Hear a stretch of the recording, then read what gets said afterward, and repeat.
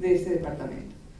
En estudios políticos tienen 3 líneas: instituciones, gobierno y democracia, un poco las líneas que estaban dentro de la maestría y que luego se reflejaron también en el doctorado: configuraciones estatales y dinámicas de poder, acción colectiva, conflicto político y procesos democráticos. En sociología y estudios de género tenemos globalización, desigualdades y migración, sociología, historia y política, género, subjetividad y ciudadanía. En fin, de esta manera nosotros lo que vemos es que poco a poco los grupos ahora están consolidando estas líneas, pero lo están haciendo a partir de una nueva propuesta que acabamos de trabajar dentro del equipo directivo de Flaxo, que es el nuevo modelo de articulación entre docencia e investigación. De algún modo lo que nosotros notábamos antes de poner en marcha los grupos de investigación es que la investigación estaba muy vinculada a la docencia. Es decir, se reflejaba muchísimo en los cursos y en los talleres de tesis. Sin embargo, la producción académica de los profesores en sus publicaciones no necesariamente tenía un reflejo en los cursos que estaban dando. Entonces ahora lo que armamos fue un sistema de coloquios. Todos los grupos de investigación deben tener un coloquio mensual, y estos coloquios son parte de los talleres de tesis de maestría y de los seminarios doctorales. Entonces, de esta manera hacemos confluir los estudiantes y los profesores de los grupos de investigación en encuentros mensuales, donde se va dando cuenta de las publicaciones de los profesores, las publicaciones de los estudiantes de doctorado, porque ahora los estudiantes en Flaxo tienen la obligación de escribir por lo menos un artículo antes de graduarse, y de esta manera lo que hacemos es afinar esos productos que luego ponemos a la evaluación de las revistas indexadas de una manera colectiva, y vamos puliendo esos trabajos antes de presentarlos a las revistas. Entonces este es un mecanismo bastante interesante, especialmente para los estudiantes de maestría que nunca han hecho tesis, porque muchos de ellos no han hecho tesis en su pregrado, y luego pueden también empezar a tener una idea de cómo ir escribiendo los artículos que ahora en Flaxo están obligados a producir. Un estudiante para graduarse en Flaxo, tanto en maestría como de doctorado, tiene que haber escrito un artículo académico y una tesis.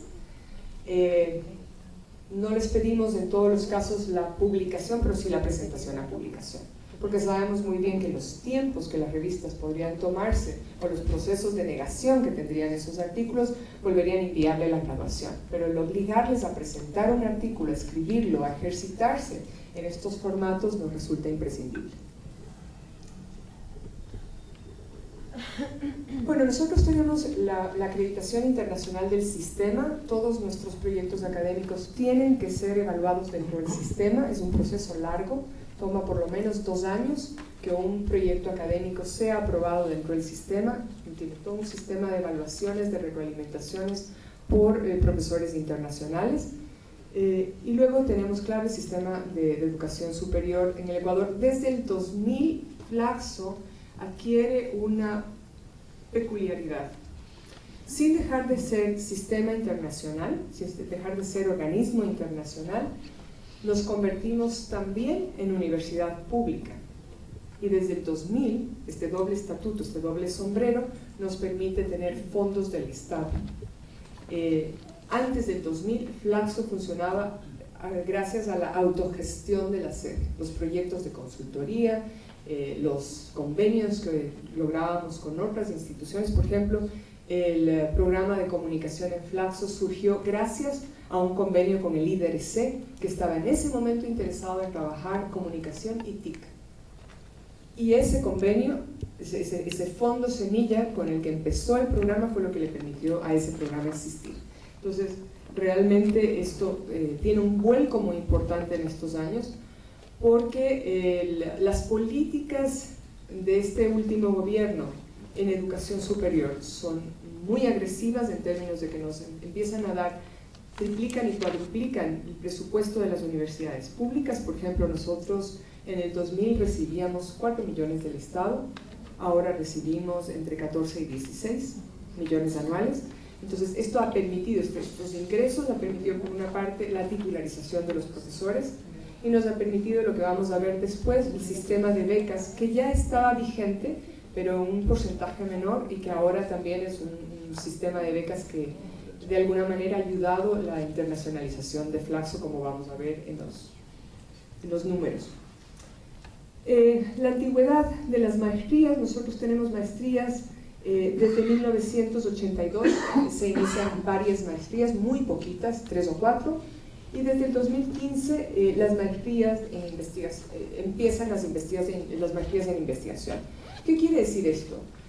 La LOES, la Ley Orgánica de Educación Superior, distingue ahora en el Ecuador entre maestrías profesionalizantes y maestrías de investigación. Solo las maestrías de investigación permiten dar el salto al doctorado. Los estudiantes que vienen de maestrías profesionalizantes tienen que tomar una serie de cursos extra para poder ser aceptados en el doctorado. Entonces, nosotros empezamos los procesos de acreditación de maestrías de investigación en el sistema muy poco después de que empieza la ley, de que entre en vigencia la ley, y hasta que luego el Sistema de Educación Superior del Ecuador también evaluara los proyectos y los acreditara, pues entonces ahora en el 2015 salieron las 12 maestrías en investigación. Los doctorados: empezamos en el 2006 con 2 doctorados, y ahora tenemos un doctorado por departamento, que era lo que estábamos esperando, y ahora desde el 2017-18 probablemente tengamos el doctorado extra que les comenté en estudios territoriales. Entre los más antiguos están el de Economía del Desarrollo, que ya tiene 3 convocatorias.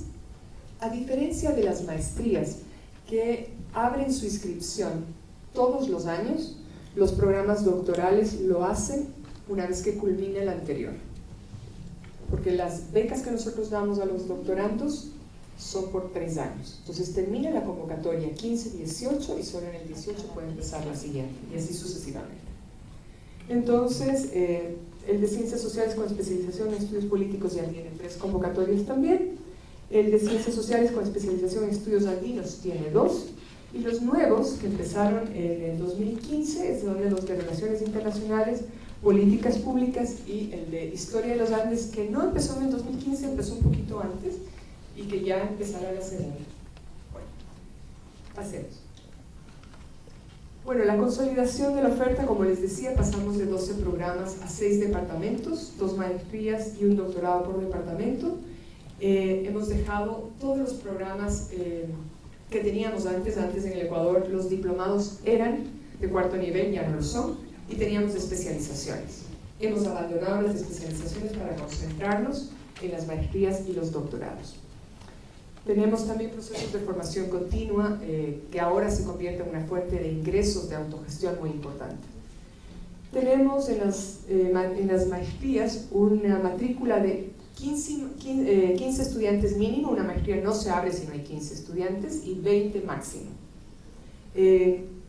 Tenemos 250 estudiantes que ingresan por año, pero como se yuxtaponen 2 años la misma maestría, entonces tenemos 500 estudiantes regulares en las maestrías más los estudiantes de doctorado, y tenemos una eficiencia terminal del 67%, lo cual se debe, como les comentaba, a la escolarización de la tesis. En cuanto a los estudiantes de doctorado, un doctorado se abre con un mínimo ahora de 10, antes salía de 8, y un máximo de 15. La oferta es cada 3 años, la eficiencia terminal es del 70% en las 2 últimas convocatorias. Las anteriores tuvieron una muy baja eficiencia terminal. Y la empleabilidad de los egresados es del 90%. ¿Por qué? Porque el Estado, la burocracia se triplicó, y de alguna manera casi diría que un 60% de nuestros estudiantes o eran funcionarios cuando ingresaron a hacer la maestría, o enrolaron a compañeros para alimentar la función pública.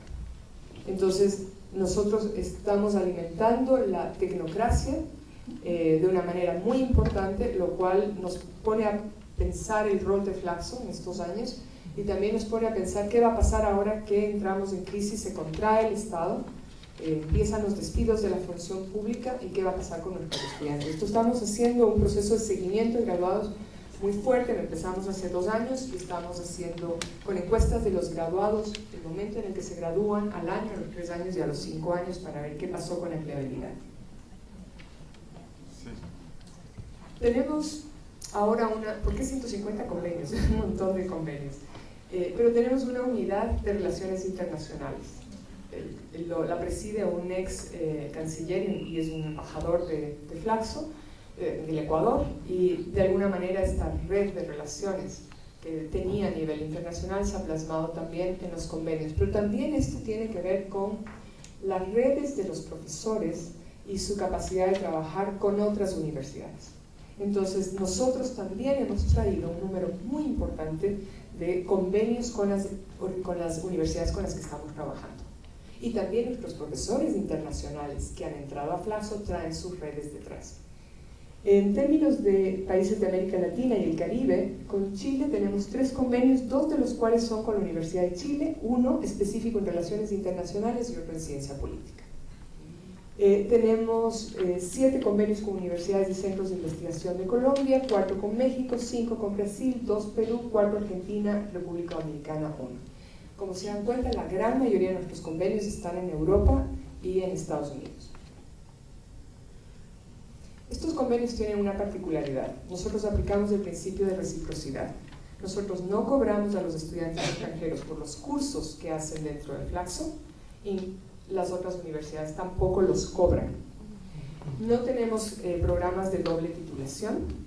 Nuestra titulación solamente viene desde la sede de Flaxo Internacional en Costa Rica, y lo que sí tenemos son programas de coasesoría, especialmente de codirección de tesis en el doctorado. En las maestrías las hemos anulado justamente porque la planta ya da cuenta de las tesis, la planta docente.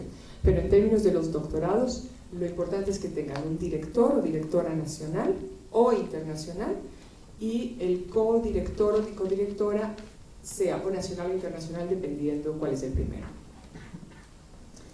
Tenemos unas políticas de becas muy importantes, en alguna medida, por lo que les indicaba, los recursos que recibimos del Estado los invertimos en becas, la gran parte de los recursos. Tenemos en la colegiatura, el valor de nuestras maestrías está en $5.500. Son las maestrías más baratas del mercado ecuatoriano, tanto a nivel público como privado. De la colegiatura, dependiendo del estado socioeconómico de los postulantes, nosotros damos becas desde el 100% hasta el 0%. Entonces, este es un ejercicio que lo hace la subdirección académica independientemente del proceso de admisión de cada departamento. Las becas de estipendio. Nosotros tenemos 11 becas por maestría promedio. Entonces tenemos, mensualmente los estudiantes reciben $700 2 años, tienen procesos de evaluación para poder renovar sus contratos, tenemos contratos de 1 año, de modo que si han cumplido todos los parámetros reciben el financiamiento del 2.º año, y en el doctorado son $1.000 mensuales por 3 años. El doctorado tiene un valor de $10.000, o sea, es absolutamente simbólico. Y además de esto, los estudiantes de doctorado son becados 100%, todos los estudiantes. Las otras becas son por concurso de méritos. Los que tienen más alto puntaje y han solicitado becas son los que se les otorga la beca. Entonces, ¿de qué manera hemos distribuido las becas en las maestrías? Tenemos 5 becas de programa, es decir, por méritos académicos, 3 becas para estudiantes extranjeros. Los estudiantes extranjeros con mejores puntajes se llevan esas 3 becas. 3 becas de acción afirmativa, y dentro de estas 3 becas de acción afirmativa también están los estudiantes de provincia, de minorías étnicas y LGBTI.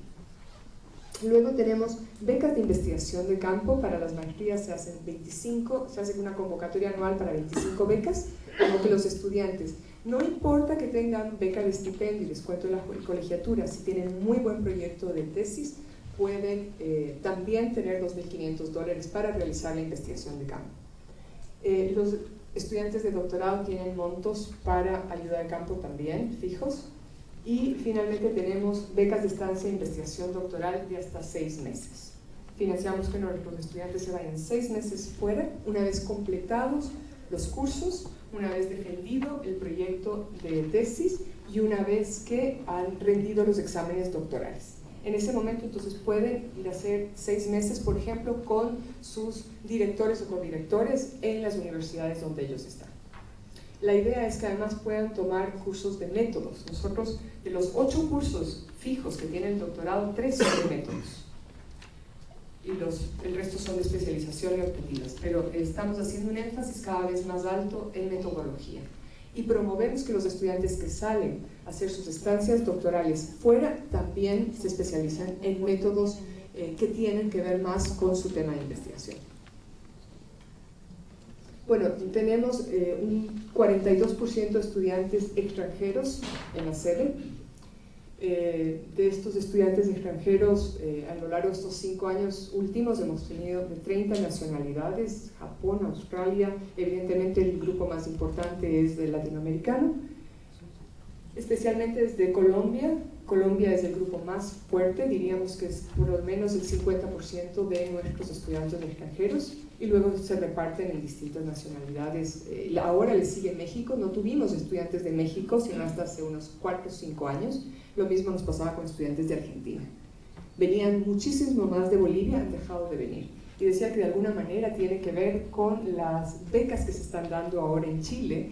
Hemos hecho un seguimiento en las redes de estudiantes bolivianos, de nuestros estudiantes, para preguntar, bueno, ¿y sus amigos ahora dónde van? Y ahora vienen a Chile, han dejado de ir a Ecuador. Entre los profesores invitados y titulares extranjeros, nosotros tenemos 30% de profesores internacionales, 70% son profesores de la sede a nivel de Ecuador, y como les indicaba, las cotutorías solamente las tenemos con los programas de doctorado. Ya no tenemos coasesores en las tesis de maestría. Con esta termino. Nosotros tenemos en el Ecuador, como les indicaba, unas políticas de educación superior muy fuertes que tienen que ver con la inversión en indicadores de ciencia, tecnología e innovación. A eso le apostó el órgano que se creó para la educación superior en el Ecuador con ALOES, que es la CENESID. Entonces, de alguna manera, esta secretaría empezó a invertir en, primero, becas para estudiantes ecuatorianos para estudiar en el exterior, con un promedio de 2.000 estudiantes estudiando fuera, pregrado y posgrado. Al principio se abrieron todas las carreras, ahora se hace énfasis en las carreras técnicas. No dan una sola beca para educación en ciencias sociales. Perdimos esa oportunidad, nosotros ya no tenemos una sola beca destinada a ciencias sociales desde el gobierno ecuatoriano. El proyecto Prometeos es un proyecto muy costoso para el Ecuador, que lo que hacía era, a través de ciertos concursos, contratar a profesores e investigadores extranjeros para que vinieran a hacer estancias de investigación en el Ecuador, afiliados a universidades ecuatorianas o entes estatales, ministerios, secretarías, etc. Es un programa que está en revisión, está cerrando en el 2017, sé que ya no se van a entregar más becas.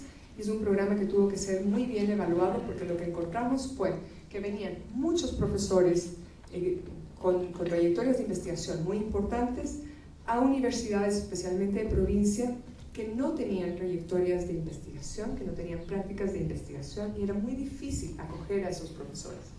Y era muy difícil que estos profesores legaran algo a la sede.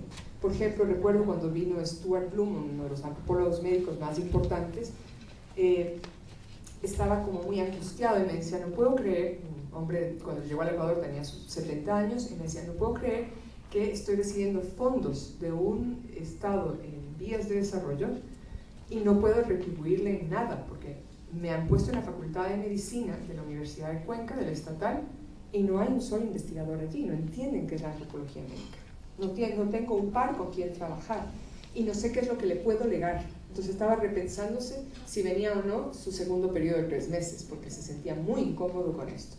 Bueno, en fin, se abrió muchísimo el crédito estudiantil.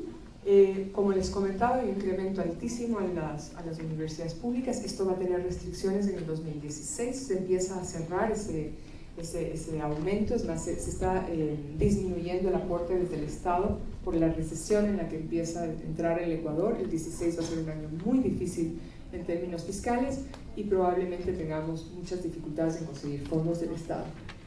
Y por último, cada vez tenemos menos oportunidades, como les comentaba, en términos de las becas, porque se han privilegiado ciertas áreas que tienen que ver con el gran proyecto de ciencia y tecnología del Ecuador, que es la Ciudad del Conocimiento, un modelo coreano, implementado por coreanos en el Ecuador, que se llama Yachay. Entonces, hay 5 áreas específicas en las que se quiere generar innovación, clusters, etc. Y son a esas áreas a las que se está invirtiendo ahora en términos de becas y prometeos. Muchas gracias.